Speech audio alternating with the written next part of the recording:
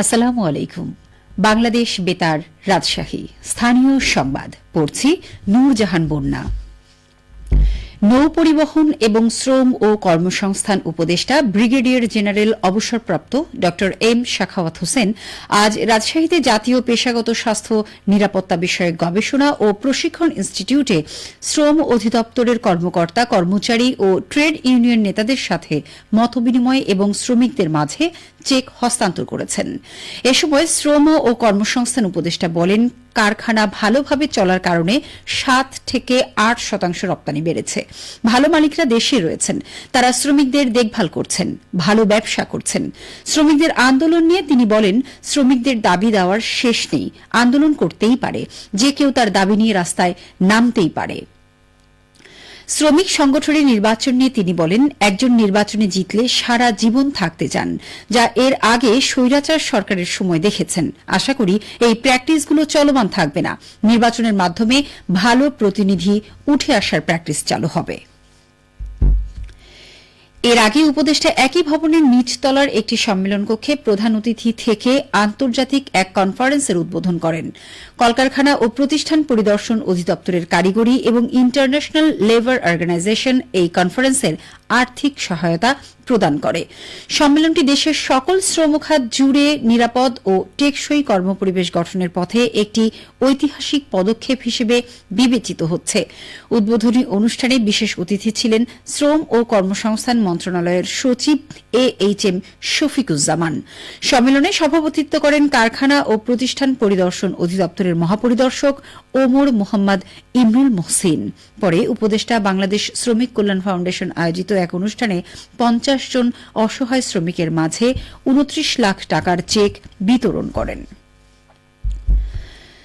ছাত্র জনতার July August গণঅভ্যুত্থান স্মরণে ও রেমিটেন্স যোদ্ধা দিবস উদযাপন উপলক্ষে আলোচনা সভা ও রেমিটেন্স যোদ্ধাদের সম্মাননা প্রদান করা হয়েছে।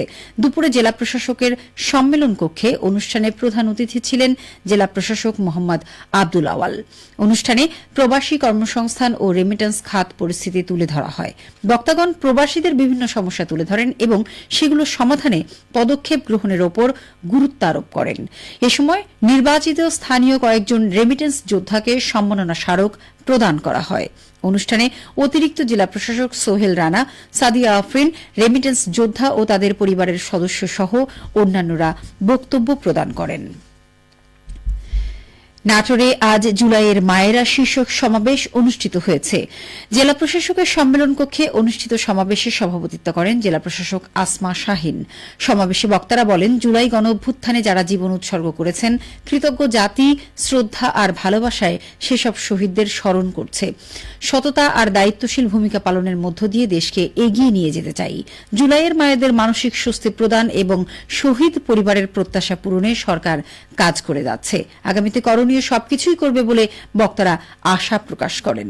সমাবেশে অন্যান্যের মধ্যে বক্তব্য রাখেন অতিরিক্ত পুলিশ সুপার মাহমুদা শারমিন নেলি, মহিলা বিষয়ক অধিদপ্তরের উপপরিচালক নীলা হাফিয়া, উপজেলা স্বাস্থ্য ও পরিবার পরিকল্পনা কর্মকর্তা ডাক্তার কামাল উদ্দিন ভুইয়া, শহীদ মিকদাদ হোসেন খান আকিবের পিতা ও নাটোর সিটি কলেজের অধ্যক্ষ মোহাম্মদ দেলোয়ার হোসেন খান, শহীদ মেহেদী হাসান রবিনের মা রুবি খাতুন, জুলাই যোদ্ধা মোহাম্মদ সাজ্জাদ হোসেন। এদিকে নওগাঁয় জেলা প্রশাসনের আয়োজনে জুলাই পুনর্জাগরণ অনুষ্ঠানমালা 2025 পালনের অংশ হিসেবে জুলাই মায়েরা শীর্ষক আলোচনা সভা অনুষ্ঠিত হয়েছে। সকালে জেলা প্রশাসকের সম্মেলন কক্ষে অনুষ্ঠিত সভায় সভাপতিত্ব করেন জেলা প্রশাসক মোহাম্মদ আব্দুল আওয়াল। অনুষ্ঠানের শুরুতেই 2024 সালের গণ আন্দোলনে শহীদদের প্রতি গভীর শ্রদ্ধা জানিয়ে স্মরণ করা হয়। অনুষ্ঠানে অতিরিক্ত জেলা প্রশাসক সোহেল রানা, সাদিয়া আফরিন, বিভিন্ন সরকারি দপ্তরে কর্মরত কর্মকর্তা, জুলাই আন্দোলনে অংশগ্রহণকারী ও তাদের পরিবারের সদস্যগণ উপস্থিত ছিলেন। রাজশাহী বিশ্ববিদ্যালয়ে 5 দিনব্যাপী আলোকচিত্র ও প্রামাণ্য চলচ্চিত্র প্রদর্শনী শুরু হয়েছে। গতকাল বিকেলে শহীদ বুদ্ধিজীবী স্মৃতিফলক চত্বরে এই প্রদর্শনীর উদ্বোধন করেন উপাচার্য প্রফেসর সালেহ হাসান নকিব। পরে তিনি 2024 সালের জুলাই মাসের আলোকচিত্র নিয়ে প্রকাশিত অ্যালবাম মতিহারের বন্যী শিখার মোড়ক উন্মোচন করেন। এ সময় তিনি বলেন, 2024 সালের ছাত্র জনতার অভ্যুত্থান ইতিহাসের এক যুগান্তকারী ঘটনা। এর মধ্য দিয়ে এক স্বৈরাচারী শাসনের পতন ঘটে। সেই ক্ষোভ বিক্ষোভ ভরা প্রতিবাদী দিনগুলো ভবিষ্যতের কাছে তুলে ধরার প্রয়াস এই অ্যালবাম। তিনি ইতিহাসের এক বিশেষ সময়ের অনন্য দলিল বলে উল্লেখ করেন। এ সময় অন্যদের মধ্যে উপাচার্য শিক্ষা প্রফেসর মোহাম্মদ ফরিদ উদ্দিন খান, জনসংযোগ দপ্তরের প্রশাসক professor Mohammad Akhtar Hossain Majumdar, proctor professor Mohammad Mahbubur Rahman উপস্থিত ছিলেন। সবশেষে আবহাওয়া। আজ দুপুর 2টায় রাজশাহীতে তাপমাত্রা ছিল 32.5 ডিগ্রি সেলসিয়াস। এ সময় বাতাসে আপেক্ষিক আর্দ্রতার পরিমাণ ছিল 81%। রাজশাহী ও পার্শ্ববর্তী এলাকায় আজ সূর্যাস্ত সন্ধ্যে 6:49। সংবাদ শেষ হল। আমাদের পরবর্তী স্থানীয় সংবাদ বিকেল 4:05।